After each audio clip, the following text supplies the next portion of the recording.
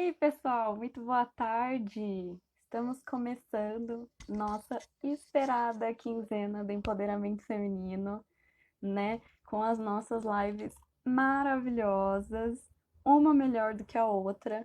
E a gente vai começar falando sobre o empoderamento da mulher nos relacionamentos. Já vou chamar aqui a Nayara para falar com a gente, para integrar o time. E hoje nós vamos de live até 8 horas da noite, pessoal. Já vai maratonando aí. A gente termina uma live e começa outra. Muito assunto, muita informação, muita mulher sensacional para vocês conhecerem. Então vem aí com a gente. Sejam bem-vindos. Beijos, Rosa, Grazi, vi que vocês estão entrando aí, todas. Muito, muito bem-vindas. Amor, aí apareceu. Aparecendo. Estou me Agora organizando está. aqui. Eu me posicionar. Sheila também está aqui com a gente. Vejo, Sheila, sensacional, vai estar com a gente também, falando de empoderamento aí. Galera toda em peso aqui com a gente, muito feliz. Ai, que Estamos iniciando incrível. hoje um dia Ai, histórico, e eu estou né? abrindo. Estou muito feliz. Viu? Estou muito emocionada, nervosa com o convite, porque que responsabilidade é abrir um projeto de lives dessa proporção. E eu gostaria muito de começar agradecendo você, Lê, porque você é fonte de Imagina. inspiração para muitas mulheres e vai ser ainda mais com a criação do seu primeiro e-book, lindo, que está maravilhoso, tenho certeza, porque tudo que você produz não é menos que maravilhoso. E agradecer principalmente, isso me emociona, porque numa sociedade, né, num mundo onde as mulheres foram tão silenciadas durante tanto tempo e ficaram tanto tempo fora, né, fora da democracia, da política, dos estudos, de acessos, e você proporcionar uma semana inteira de lives somente com mulheres, para que elas possam realmente mostrar essa representatividade, para que elas Ai, gente, eu vou também chorar. possam se mostrar. Foi muito, eu estou muito emocionada mesmo. É algo muito grandioso, viu? Para quem é mulher e acompanha todo esse processo histórico, o feminismo, o empoderamento, é um marco muito grande. Você, como mulher, poder ter esse espaço de fala. E proporcionado por você, pela síntese, muito parabéns. Ai, Para você e gente, para que todas as mulheres que estão aqui nos assistindo. Assim começa nossa primeira live do empoderamento. eu já tô com calor aqui, já tô sofrendo. Ai, muito obrigada. Nem sei o que dizer, né, Nay? Acho que as pessoas que me conhecem, que estão aqui, sabem que eu não sei lidar com elogios. E aí eu sempre fico com essa cara de pastel e com vontade de chorar, mas eu acho que tudo que foi construído, né? Nayara esteve comigo desde o começo, né? Com os nossos projetos presenciais. E tudo isso que foi construído, eu sempre digo e sempre vou dizer que foi construído porque eu tenho mulheres sensacionais à minha volta, que me ensinam, que me faz crescer, questionar, pensar. Então, para mim, é uma realização imensa, mas tudo que eu sou é porque vocês me ajudaram a construir. Então, assim, não tem nem como eu ficar com o mérito, né? A gente pode ver pelo calendário dessa semana, dessa quinzena, na verdade, né? Maravilhosa, que todo mundo se disponibilizou a estar aí tão prontamente, tão cheia de amor para dar, né? E eu acho que isso é o significado de sororidade, né? Que é quando as mulheres se abraçam e criam coisas lindas e maravilhosas. Esse e-book mesmo eu fiz com muito amor, mas ele foi todo revisado pela Thaísa, que é uma amiga minha desde que eu nasci, praticamente, né? Então eu lembro que quando a gente colocou ele na Amazon, assim, uma olhou pra cara da outra e falou: "Ah, caraca, aconteceu!" E a gente começou a chorar à distância, gente. É umas coisas loucas, né? Então é isso, né? Eu acho que a minha força, se é que eu posso dizer assim, vem de todas as que passaram por aqui e todas que estão comigo agora e todas que virão. Então, ai, é isso, gente. Vamos Agora a juntas. gente começa. Vamos juntas. Galera, eu não sei se todo mundo conhece a Nayara, eu acho que sim, porque a gente está aqui faz tempo. Nayara trabalha comigo na síntese, né? Costumo dizer que ela foi meu presentinho, né? Que no momento que eu falei, nossa, eu preciso de ajuda aqui, Nayara surgiu no meu WhatsApp do nada, viu? Você não precisa de uma psicóloga? Eu falei, gente, como ela sabe? Né? E desde então a gente não se separou nunca mais. E que bom, né? Que privilégio.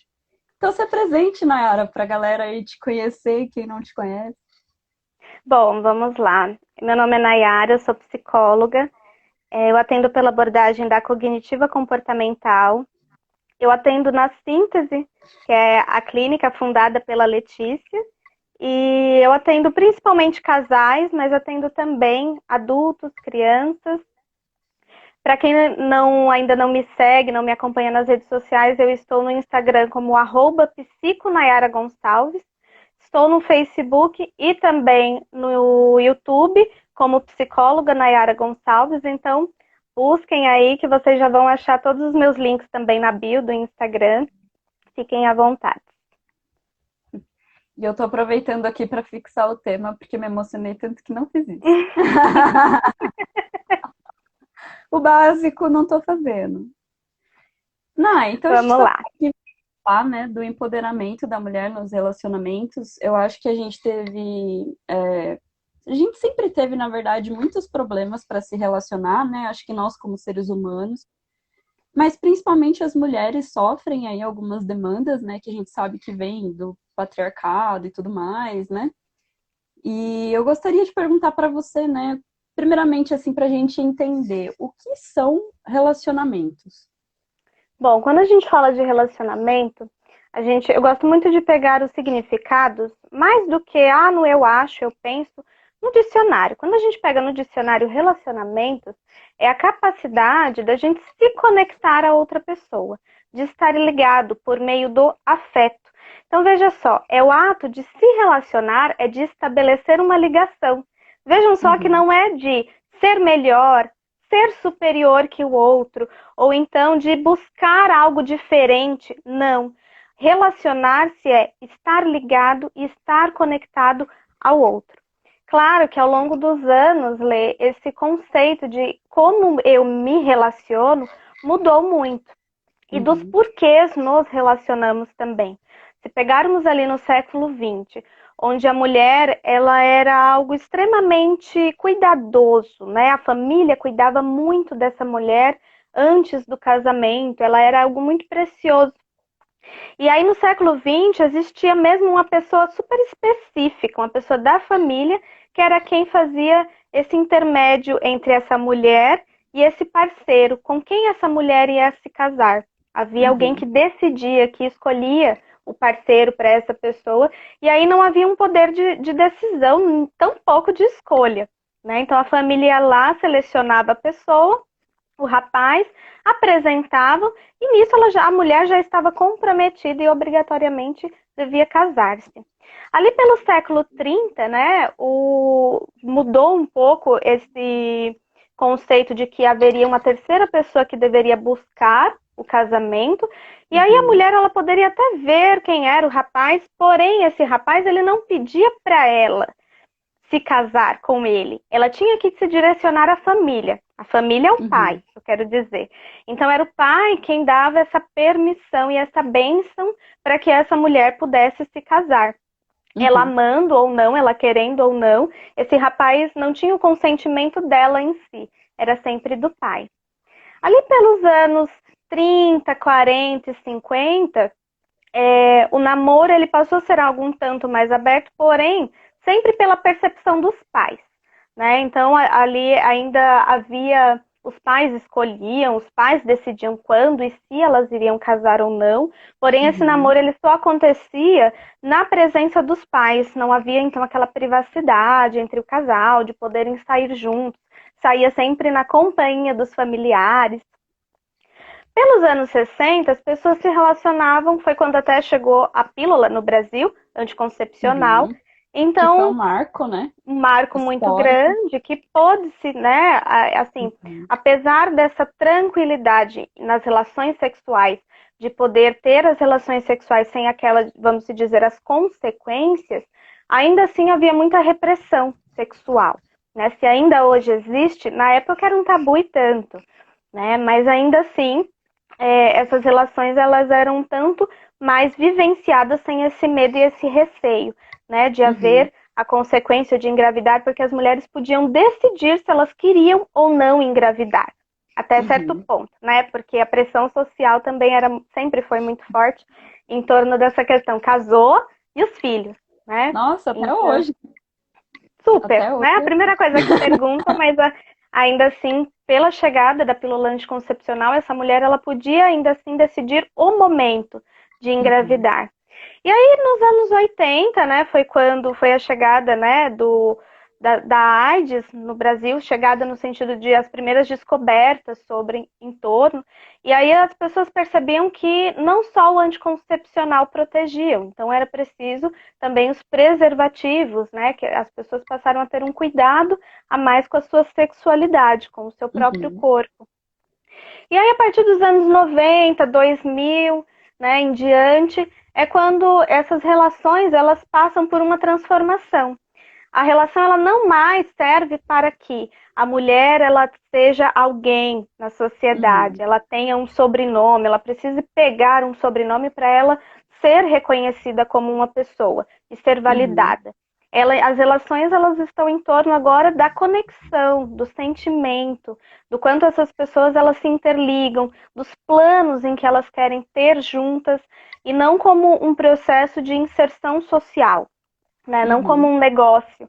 Porque até mesmo quando a gente pega ali na Grécia, os deuses antigos, estamos falando de relacionamentos no qual a mulher ela precisava se juntar e se filiar a um homem para que ela pudesse também cultuar os deuses dessa família. Então, quando a gente fala em deuses, na antiguidade, né, ali na época do século mais ou menos 17, 16, as famílias elas cultuavam deuses, principalmente na Grécia. Então, nesse contexto, quando uma mulher casava, ela deixava de seguir os deuses que eram os familiares que haviam morrido da família dela, né? E aí ela passa a cultuar o deus da família do homem. Então veja uhum. como essa mulher ela nunca teve um espaço, Raiz, né? né? De como escolher, né? De como se relacionar. Sempre foi uma outra pessoa que decidia, sempre foi uma outra pessoa que fazia esse intermédio. E aí, nesses anos 2000 em diante, né, no século 21 que estamos, a mulher ela vai decidir com quem ela quer se relacionar, até quando ela quer se relacionar, e por Uhum, que ela quer essa relação ou por que não quer mais. uhum. E é muito louco, né, Nai, que você tava falando aí da questão de casamentos arranjados e tudo mais, né? E esses casamentos arranjados, eles geralmente eram de crianças, né? Então, assim, eram meninas de 13 anos, 14 anos, que se engajavam ali num relacionamento.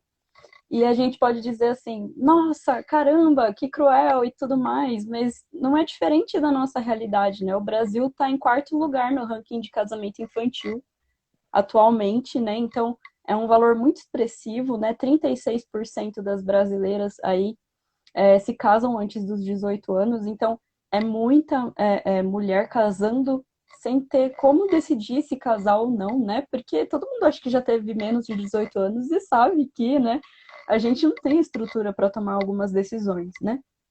Então é muito louco o quanto a gente ainda está nessa roda, né? A gente fala do tempo, mas quando a gente fala de relacionamentos, parece que a roda do tempo não roda tão bem, né? A gente consegue ter um poder assim sobre nós sexualmente falando, mas mesmo assim não, né? Visto aí os incidentes atuais, né? De uma menina de 10 anos que tentou não, né? Que foi fazer o aborto que ela tinha direito de fazer e passou por todo esse processo, né? De trauma, porque ela foi estuprada, né? Então a gente sabe que não foi porque ela quis, nenhuma criança de 10 anos quer engravidar, né? Mas como a gente tem essa cultura muito forte, é interessante deixar bem claro. Então, enquanto a gente não tem a mínima noção do que são relacionamentos, né? Quando a gente fala em relação a mulheres, né? Porque me parece, aí você me corrige se eu estiver errada, que o papel da mulher é sempre se submeter, se subjugar, né? Parece que o papel da mulher nunca está ali num papel ativo, né?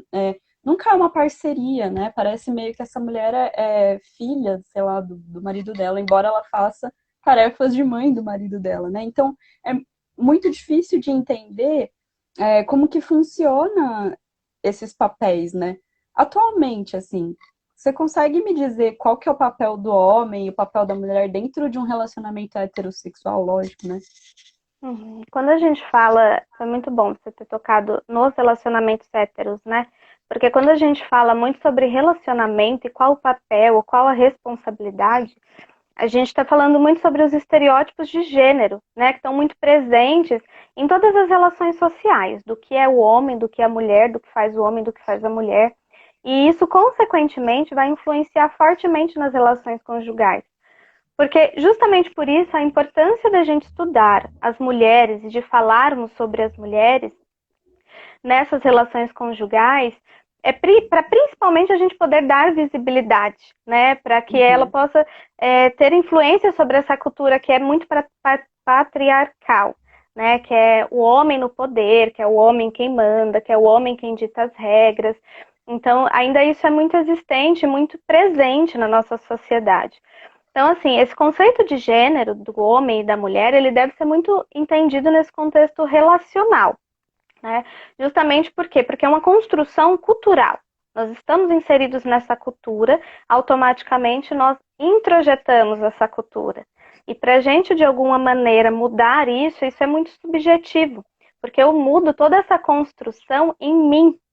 E aí a gente, por exemplo, ao longo, né, dos séculos e milênios, eu costumo dizer até, as mulheres elas não podiam ir à escola, elas não podiam votar, elas não tinham propriedade de nenhum bem, né? Então, se o pai morresse, deixava-se essa herança ou para o filho homem, ou então para o homem na qual essa mulher ela estivesse casada. E por isso que os casamentos eles passaram, né, a ser muito infantis, crianças casando muito cedo para que pudessem herdar. Então, assim, se a gente volta 3.000 anos atrás, né, a gente volta naquele nascimento da ideia de que os humanos ali estão na Terra, e isso muito da Grécia, né, que é onde veio muito da nossa cultura também.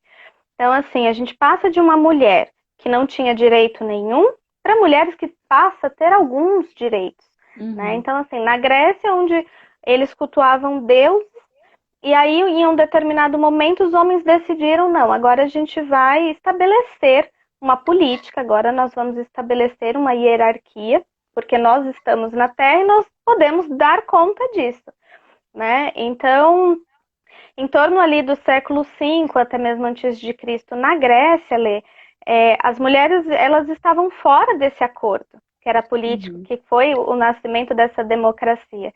Então vinha-se sempre assim. E aí eu estou explicando isso justamente para buscar entender por que esse homem está sempre no poder e as mulheres elas estão sempre submetidas, né, ao lar e aos cuidados. Então nessa Grécia esses homens que foram decidir brigar por esse poder, por esse lugar, então vinha-se primeiro os atenienses, né, nessa Uhum. hierarquia de poder, os gregos. Depois vinha-se esses estrangeiros, os cidadãos que ali habitavam. Em terceiro e último, as mulheres. Então, as mulheres elas nunca tiveram esse espaço de fala dentro de uma relação, tampouco na sociedade, né? Porque eram os homens quem decidiam, eram os homens quem ia caçar, eram as mulheres quem tinha que cuidar dos filhos, quem ficava na tribo, nas aldeias, cuidando. Enquanto os homens, eles iam, né, e aí pulando para séculos depois, eram os homens quem iam para as escolas, quem iam estudar, quem tinha direito ao voto, quem tinha direito a decisões. Então, assim, a mulher, ela nunca pôde sentar numa mesa, por exemplo, para decidir política. Ela era quem servia o café, né, para que os Uhum. homens pudessem falar sobre isso. Então, assim, quando a gente pega também na história de Eva, a gente enxerga a mulher ali sempre como algo que ameaça, né? Alguém que faz você errar, que te incentiva, que tem poder sobre você, que se torna uma ameaça.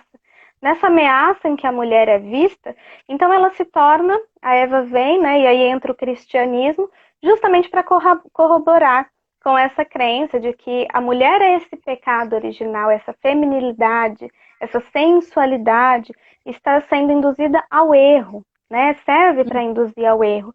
Então, a maneira que tem para trabalhar isso seria podando, né? Seria colocar a mulher sempre como com essa culpa, com esse erro, né? Por esse pecado, e o homem como essa dominação.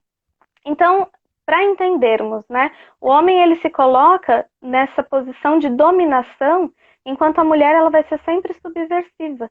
Né? Ela vai ser sempre a submissa que precisa obedecer. E aí, com Freud, ele fala muito lindamente sobre esse papel da mulher na sociedade, em que não aceita mais ficar só no lar, só cuidando, né? Com a histeria. A histeria são as paralisações que haviam no corpo da mulher, em que ela já dizia que eu não aceito mais só isso, né? Um faz, o outro faz menos, um tem direito e o outro acata, um provém e o outro recebe, e ela fala que não quer mais esse lugar. E é quando começa a paralisar o braço, paralisar a perna, como um instinto de eu não aceito mais e eu não quero mais esse lugar, de só estar aqui, de só ficar em casa, de só cuidar. Quero estar também fora. E aí é quando ele vai dar voz para isso, né, para essas mulheres, explicando essa questão da histeria, na qual nós falamos muito hoje sobre, porque a mulher está histérica, está louca, está na TPM, né? O machismo colabora com isso, porque é quando a mulher passa a se posicionar na sociedade que ela passa a ser enxergada, ela passa a ser enxergada como louca e ela passa a ser a desacreditada, né? Porque se ela não está bem, se ela está gritando, é porque ela saiu fora de si. Porque as pessoas não estão acostumadas com a mulher que se coloca, que se posiciona, né? Então, quando a gente fala sobre qual o papel do homem, qual o papel da mulher, eu gosto muito também de explicar sobre essa energia feminina e a energia masculina, que diz muito respeito ao nosso cérebro, né? Ao como foi essa construção desse cérebro, que foi super ali desde os nossos homens das cavernas até os tempos remotos, né? O quanto cada um foi se organizando. Então, até no patriarcado, entendemos que o homem é o que provém, o homem é quem tem todo esse foco e essa força e esse poder. E a mulher tem toda a feminilidade, ela tem toda essa sensibilidade, fragilidade, como dizem, o sexo frágil. Então, vai colocando a mulher ali como alguém, né, que não tem essa força de enfrentar, né, de lutar. E aí, com a chegada das máquinas, né, só para contextualizá-los, com a chegada das máquinas, da tecnologia, então foi colocado muito à prova que, poxa, como assim? Chegou uma máquina, a força física ela é deixada de lado, porque se as máquinas operam, eu não preciso, né, pegar e ter toda aquela força.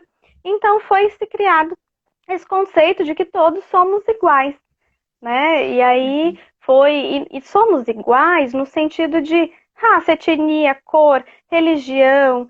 E aí, automaticamente, eu não sou inferior a você. Porque se não precisa mais dessa força que era exclusiva do homem, somos iguais. Podemos operar de maneiras iguais.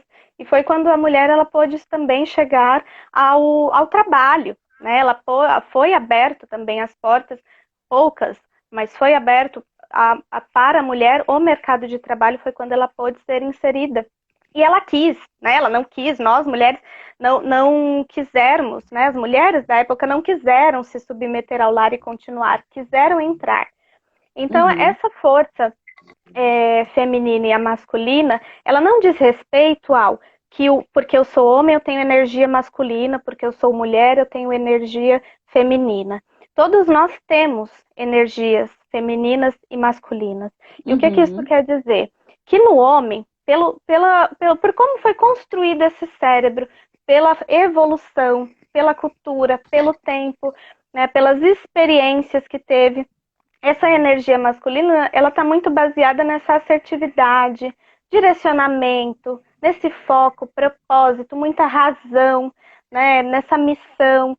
Então, justamente porque as brincadeiras masculinas, porque os ensinamentos possibilitaram que eles pudessem ter essa visão, tivessem essas ferramentas.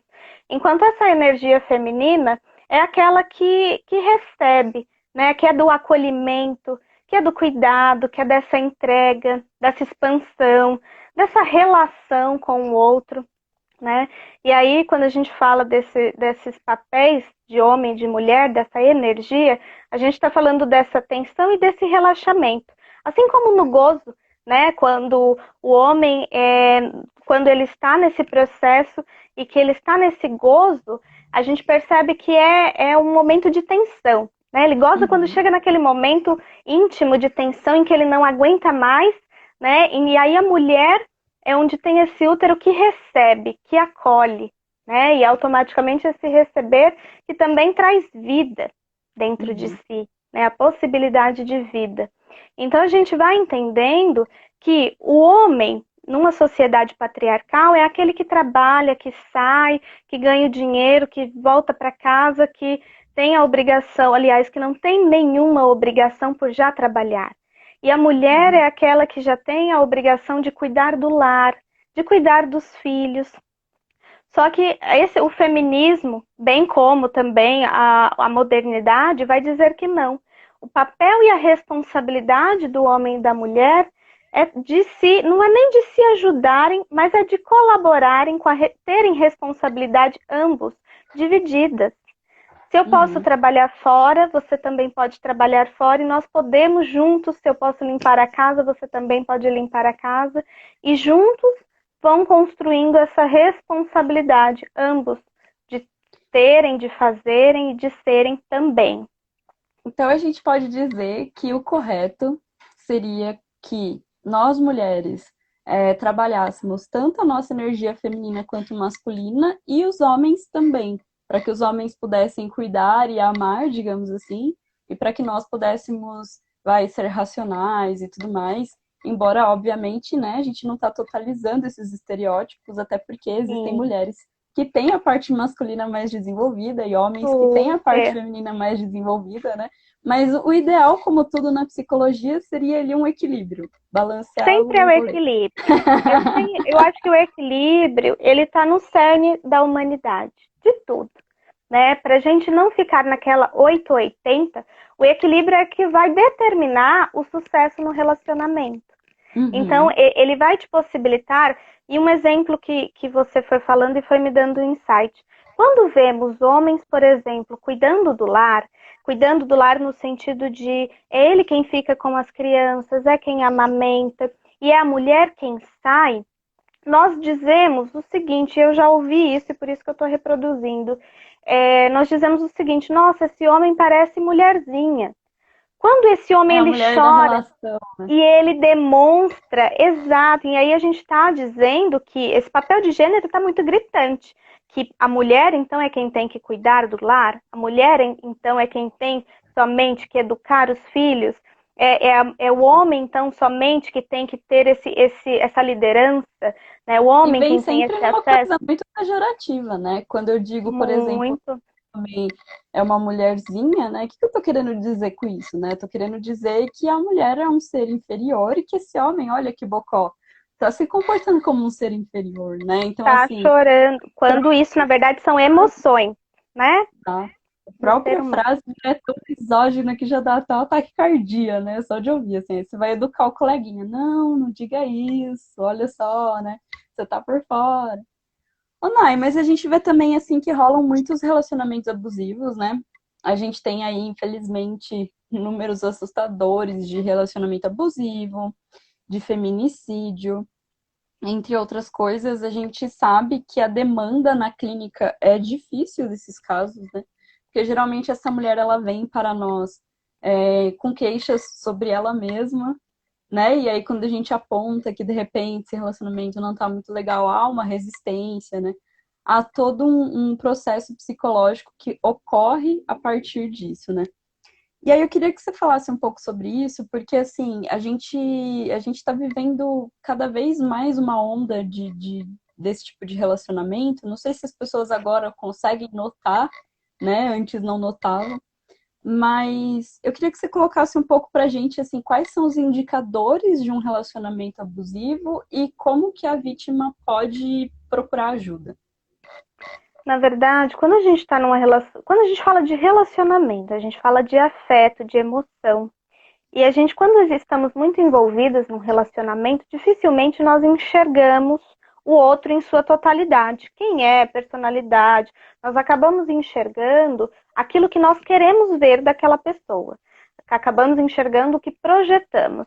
Então, numa relação abusiva, é muito complicado da vítima, de quem sofre esse abuso, perceber essa relação abusiva, justamente porque ela está envolvida emocionalmente, né? E aí quando dizem, o amor é cego, é basicamente isso no sentido de que quando estamos num relacionamento e amamos muito uma pessoa, fica muito difícil da gente enxergar os pontos negativos, porque a gente enxerga sempre com, a pessoa vai mudar, ou então vamos nos responsabilizando, é uma das características maiores numa pessoa que vive uma relação abusiva. Essa pessoa ela é altamente responsável, ela responde muito pelos comportamentos dela e automaticamente ela acaba pegando a responsabilidade também que é do outro. Uhum. Na relação abusiva, existe uma discrepância de poder. O que é isso? Sempre tem alguém que tem muito poder de decisão e de não só de decisão, mas de escolha, de opinião, e sempre tem alguém que obedece o tempo inteiro. Então, é alguém solicitando e mandando e alguém sempre obedecendo. Então, há um que se sente extremamente ansioso, porque a ansiedade ela é um excesso e uma tentativa de ter controle. Então, quando eu não tenho controle sobre mim, nem na relação, automaticamente o outro toma esse controle e eu me sinto ansiosa. É a maneira que eu tenho de recuperar de alguma maneira esse controle. Uma relação abusiva, ela tem um excesso de ciúmes muito grande, inclusive fiz posts relacionados aos ciúmes recentemente. Então, há muitos mecanismos, né, envolvidos no ciúme.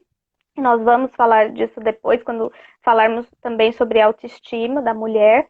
Então, há sempre um controle muito grande de um dos parceiros, alguém que está sempre tentando controlar tudo, tentando decidir tudo. Há uma invasão de privacidade. E aí, entendo, Uhum. sempre quando a gente fala de abuso, Lê, algumas mulheres ficam com muito receio desse termo e entendem esse abuso como, mas ele nunca me bateu, né? Eu ou ela nunca me bateu. Mas o abuso, ele aparece de diversas maneiras. Então, ele pode ser muito sutil, assim como quando eu gosto da metáfora da rã. Imagina que a gente vai cozinhar lá e colocar uma rã dentro de uma panela com água fervendo. Se a gente põe ela na água fervendo, essa rã pula rapidamente. Mas se a gente coloca uma água bem fresquinha e vai amornando essa água minimamente, aos poucos, gradativamente, a gente consegue matar essa rã, né? Ela Uhum. morre. Então, assim Uhum. são nas relações abusivas. O parceiro, ele vem, ele conquista, e à medida do relacionamento, ele vai tentando controlar, mandar, falar, poxa, essa roupa não tá legal, tá muito curta, tá mostrando, as pessoas vão ver, vão pensar isso ou aquilo de você. Então, isso é uma maneira de determinar controle sobre o outro. Começa a ter muita chantagem, se vitimizar, tem uma briga, você se sente mal, o outro nunca é culpado, é sempre Uhum. você, né? A responsabilidade sempre está sobre você. É uma invasão de privacidade muito grande, no qual a pessoa pega seu celular para investigar, pega suas redes sociais, quer ver quem adicionou, quem curtiu, o que curtiu.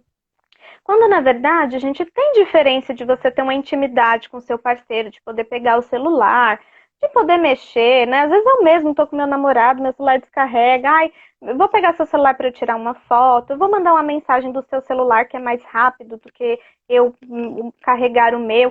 Isso pode acontecer, mas quando isso se torna uma investigação, é alguém que está tentando minar a sua personalidade, que está tentando duvidar da sua integridade. Isso faz com que você se sinta mal.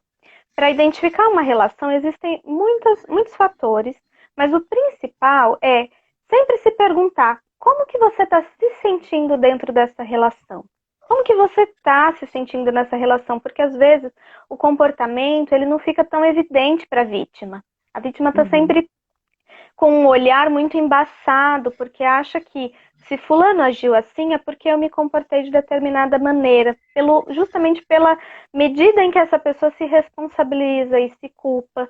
Então perceba como que você se sente nessa relação, sempre culpada, sempre mal, se sente muito humilhada, né? Se sente o tempo inteiro submissa, tendo que obedecer ou seguir o que o parceiro fala para não ter briga nem discussão, tem que abrir mão da sua opinião e às vezes até mentir sobre o que de fato você sente e pensa para que o outro não brigue, para que o outro não crie confusão, não te faça passar vergonha, né? Porque às vezes isso é em espaços públicos também, quando a pessoa perde totalmente o respeito por você.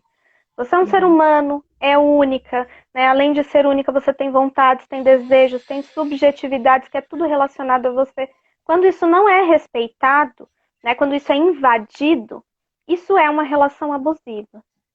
E Uhum. para pedir ajuda, foi o que você me pediu, existem algumas maneiras, né? Quando você percebe que a relação ela está caminhando para um abuso, na qual você não consegue sair porque gosta, passe tentar vínculos, né? Resgatar amizades.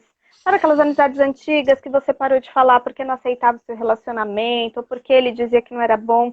Volte a ligar, né? Se há essa questão do orgulho, da vergonha, volte a falar, olha, eu tô com saudade, queria conversar um pouquinho, queria sair, me desculpe pela maneira que eu agi lá naquela época atrás, mas estou com saudade de você. Resgate as amizades, porque é nas amizades que a gente percebe que, poxa, a gente se descobre com o outro, né, Lê? Então, quando a gente Uhum. se vê, quando a gente conversa, a gente vai percebendo o que é saudável, como eu sou tratada pelas minhas amigas, e olha o meu relacionamento, como me Uhum. trata. Tente também se cercar da família, quando a sua família também são pessoas saudáveis de estar, muitas vezes são pessoas tóxicas, né? E às vezes até por isso que a gente acaba nomeando um parceiro muito tóxico também, porque é uma identificação inconsciente, muitas vezes. Então, quando a sua família também, ela pode ser pessoas que te fortalecem, te colocam para cima, que estão com você, né, que, poxa, te ajudam também, que te elogiam, que te faz com que você se sinta bem, se cerque da sua família, vá visitá-los com mais frequência. Quando você percebe que a relação partiu para um abuso, na qual você tem medo de terminar, medo de ligar para um familiar, medo de talvez sair dessa relação porque envolve vida, né? Envolve a sua vida, a sua integridade física, temos canais hoje de denúncia, que é o 180, no 180, atende todos os lugares do mundo, de onde você estiver, você pode ligar nesse número que eles atendem, fazer uma denúncia e automaticamente tem todos um respaldo.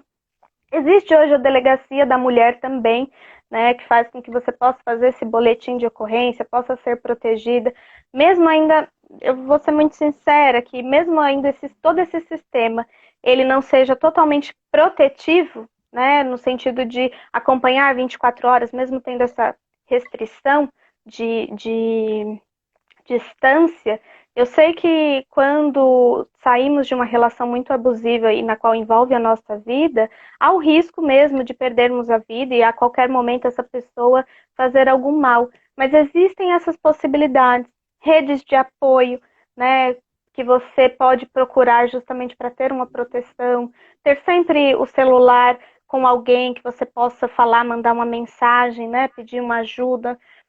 Procurar fazer terapia justamente para o autoconhecimento, para que você possa identificar o que não está funcional nessa relação e que você possa também entender que a responsabilidade de uma relação não é só sua, também é do Uhum. parceiro. E que se essa pessoa não quer arcar com essa responsabilidade, que você siga sendo responsável, porém sozinha, né? Fora dessa relação. Porque terminar uma relação abusiva também tem relação com a nossa responsabilidade, né? Olhar para Hum. aquela relação e dizer, não foi uma boa escolha. É também assumir a nossa responsabilidade, né?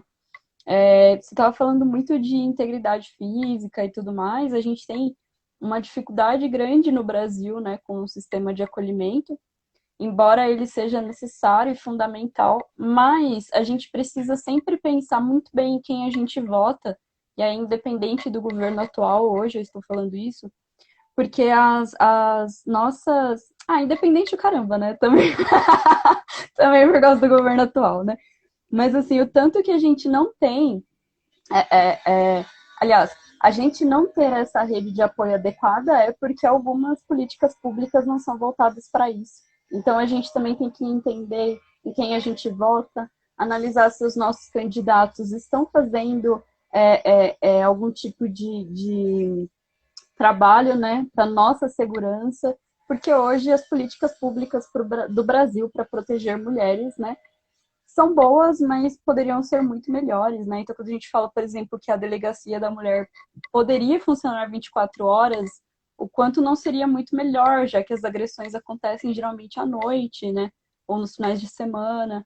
Então, algumas coisas que a gente ainda tem como mulher que olhar o nosso benefício mesmo, né? Dentro dessas questões políticas que também são muito necessárias para a gente poder se proteger e tudo mais, né? Óbvio, o serviço é bom, ele funciona, mas eu tô dizendo mesmo em questões de aprimoramento, né? Ô, Com toda Nai, e certeza. aí, geralmente, a gente fala que quando uma mulher tá num relacionamento abusivo, é porque ela não tem amor próprio, é porque ela se sujeita, né? Terrivelmente, as pessoas dizem que essa mulher gosta de apanhar. A autoestima realmente tem alguma coisa a ver com isso, nesse processo? Tem total a ver com isso, Lê, porque quando falamos em autoestima, nós estamos falando em amor próprio, né? Em autorrespeito, em autocuidado, em autocompaixão. E a autoestima é a estima que temos conosco, o quanto nos amamos, o quanto nos cuidamos. Então, automaticamente, faz a gente também pensar sobre: bom, eu me amo, eu me cuido, então eu não aceito menos do que eu mesma me proporciono. Então, Uhum, quando nos amamos, nós temos uma relação de conhecer a nós mesmos, conhecer as nossas capacidades, as nossas potencialidades, definir limites, entender os nossos limites, impor limites também nas amizades, porque relações abusivas não acontecem somente nas relações amorosas, mas também em amizades, familiares. Então, quando eu tenho essa autoestima, automaticamente eu conheço aquilo que me fere, eu entendo o que não me faz bem e eu consigo me afastar. É só você pensar como que você ama outra pessoa. Você não quer cuidar? Você não quer estar perto? Você não quer fazer coisas para agradar essa pessoa? Você não quer deixar essa pessoa se sentindo acolhida, feliz, amada? Você não quer acarinhar essa pessoa?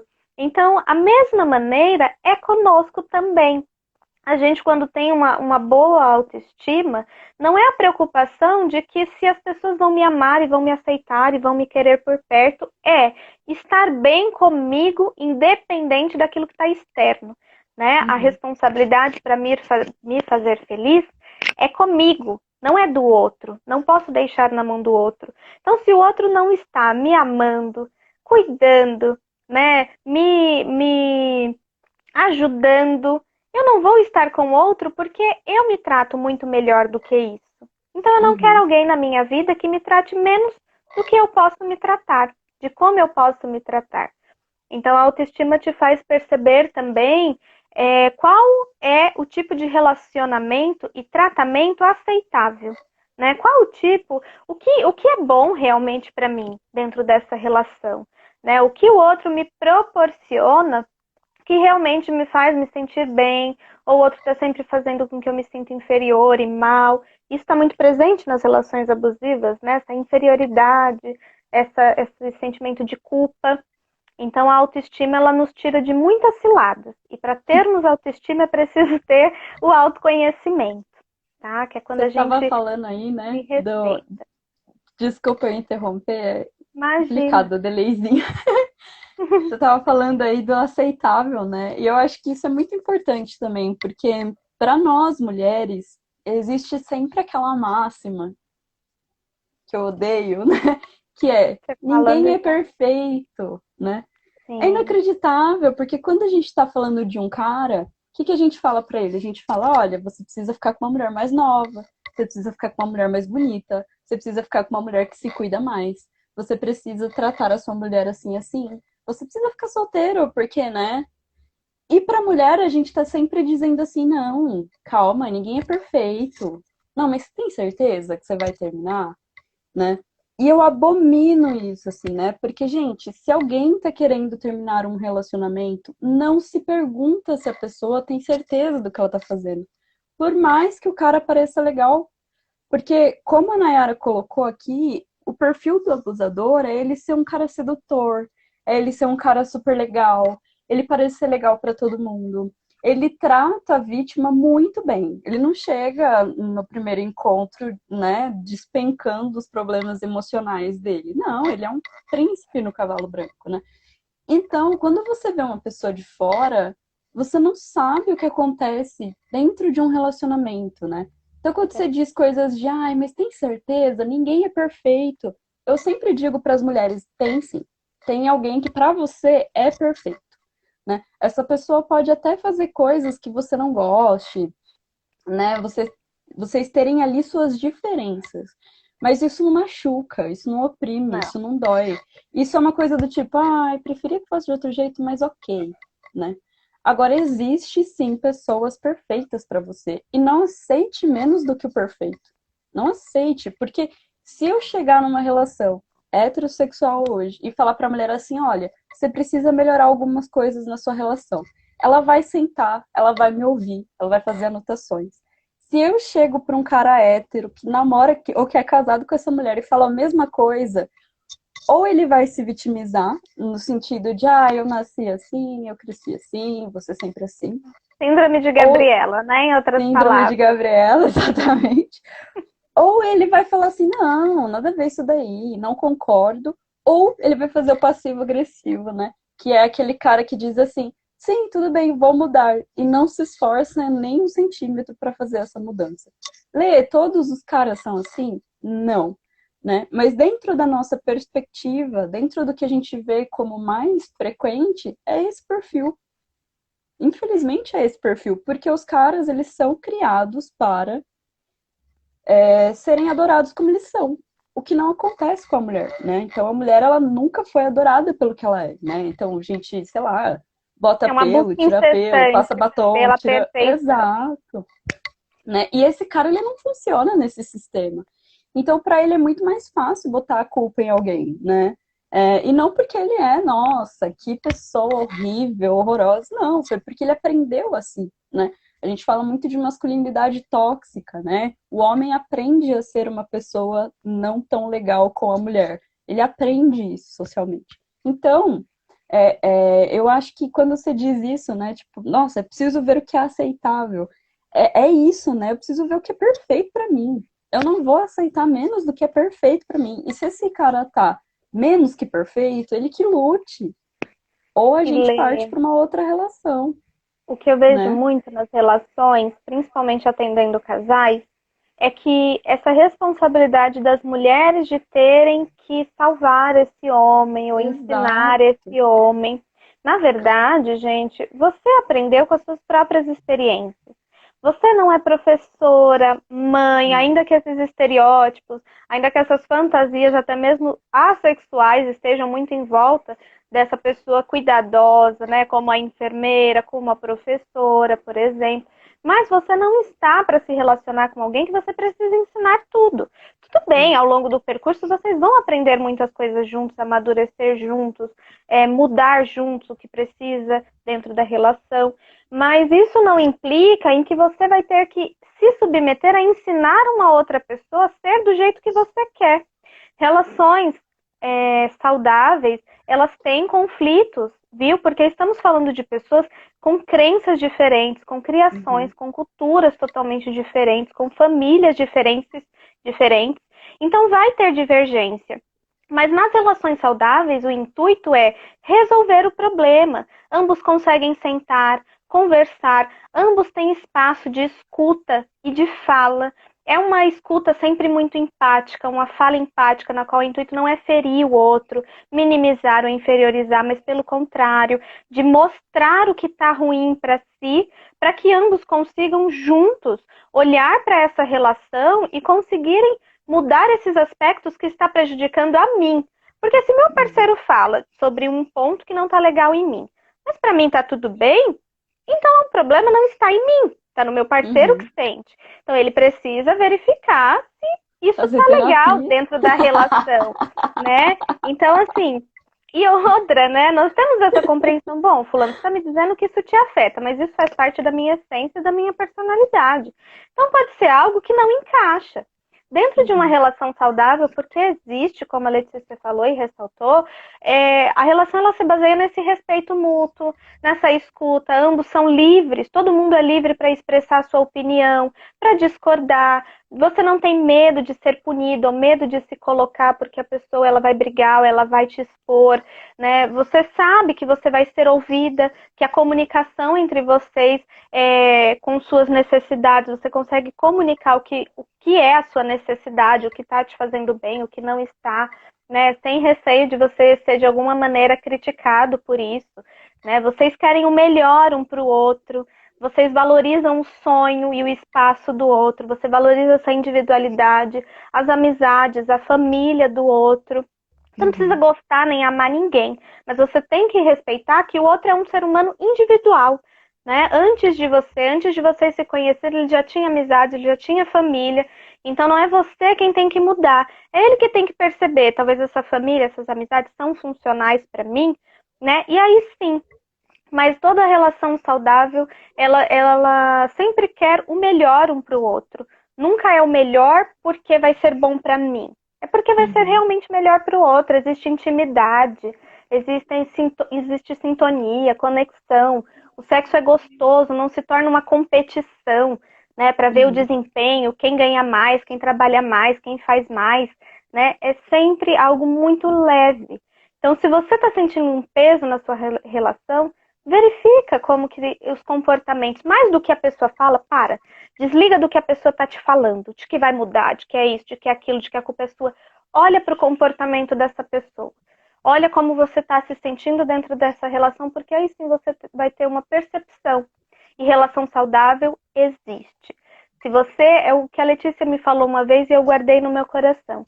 Se você pode ser perfeita para uma pessoa, se você pode amar, se você pode cuidar, se você pode olhar com carinho, ter jeito de falar para não magoar o outro, você merece uma pessoa tão boa quanto você. Não aceite menos que isso. Eu falei isso, amiga, tá Você me repetindo. falou numa das nossas conversas, não lembra, né? Numa das nossas conversas você me disse isso. E foi algo que me marcou muito porque é verdade. Isso se chama reciprocidade, gente. Não aceite menos do que você pode oferecer para o outro. Não ache que o seu amor sozinho vai conduzir essa relação, porque não vai, tá? Uhum. Tem até um. Fala, eu ia te cortar. Fala, antes de eu. Pode falar, né? Tem um livro que eu baseio muito, né? Muito dos meus estudos, muito do que eu aprendi nessa questão de relacionamento, que gostaria de mostrar e compartilhar para vocês. Esse livro aqui, que se chama Relações Destrutivas. Nele, tem um capítulo que se chama, e eu gostaria de ler para você. Ele não é tão extenso, é uma leitura leve, e que se chama Beleza na Dor, para vocês entenderem tudo que nós conversamos aqui, principalmente sobre relações abusivas. Então ele diz assim: enquanto não passar pelo seu processo de cura, pode parecer estranho acreditar que você poderia sair de sua experiência mais inteira que ao quebrantada. Tendemos a acreditar que as nossas coisas ruins, tendemos a acreditar que as coisas ruins que acontecem conosco nos deixam temerosas, desconfiadas e amargas. Embora essa seja o caso para algumas, aquelas que se permitem curar completamente suas feridas acham que são mais fortes por as terem. Assim como a flor de lótus floresce na lama, você emerge das profundezas de seu sofrimento com mais conhecimento, compaixão e força interior. Sem essa experiência, você não teria ficado tão arrasada a ponto de não ver saída, exceto voltar-se para dentro. Agora, você conhece as profundezas de si mesma e pode apreciar plenamente sua resiliência. Essa é a beleza da dor. Enquanto você foi submetida a um tratamento ao qual nenhum ser humano deveria ser submetido, seu sofrimento a ensinou a se defender, a enfrentar seus medos, a ter compaixão e a se tornar inteira. Talvez pela primeira vez. Levante a cabeça, erga o queixo e respire fundo. Tenha confiança em si mesma e orgulho das descobertas que a trouxeram até aqui. Você é valiosa e merece ser amada exatamente por quem é e por onde esteve. Nossa, zero defeitos, né? Ai, Jesus. Então tá, né, gente? Não tem mais nada para falar depois disso. Não, eu gostaria muito de agradecer. Estamos nos 3 minutos finais da nossa live. Gostaria muito de agradecer você pelo tempo, pelo carinho, né? Por todo esse preparo que você teve, por prontamente dizer sim para mais uma das minhas loucurinhas, né?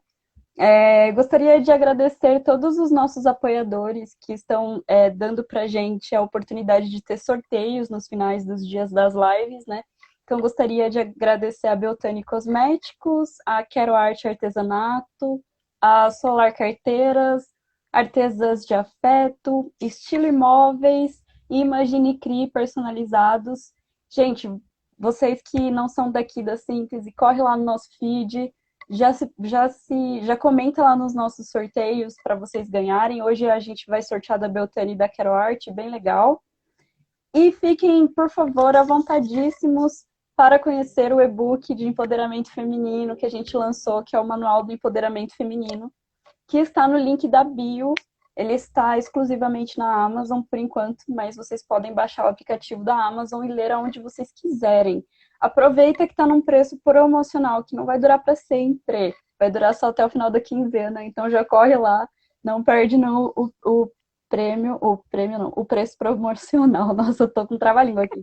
Rafa, beijo, te amo, muitas saudades. A Rafa tá escrevendo aqui, né? Que live, meninas, vocês são incríveis. Pessoal, fiquem com a gente para as próximas lives. Vai ter lives até 8 horas da noite hoje. A próxima live eu vou fazer sozinha. Nunca fiz uma live sozinha. Olha, a primeira vez. Maravilhosa, vai lá. Fiquem comigo para a gente conversar de autoestima. A gente vai começar essa live agora às 4. Vou só beber uma água e já volto aqui pro Instagram para a gente fazer essa live. Nai, muito obrigada. Suas redes sociais, contatos para a galera te procurar. Bom, todos os meus contatos estão no link da bio do Instagram, então se vocês procurarem pelo @psiconayaragonçalves, me sigam no Instagram. E lá na bio tem todas as outras redes sociais, telefone, contato, que precisarem, estou à disposição. E mais uma vez, obrigada, Lê, pela sua abertura, né, e pela sua iniciativa. Que seja um sucesso essa semana. Estou terminando aqui e logo te assisto nas próximas também. Beijo a todos que participaram, que entraram. Qualquer dúvida, deixem lá no direct que a gente vai postando mais sobre, vai falando mais e quem sabe não nasce outras lives dessas. Galera, vou só salvar a live, já volto aqui. Beijo, até daqui a pouco. Fiquem aí com a gente. Beijo, Nai.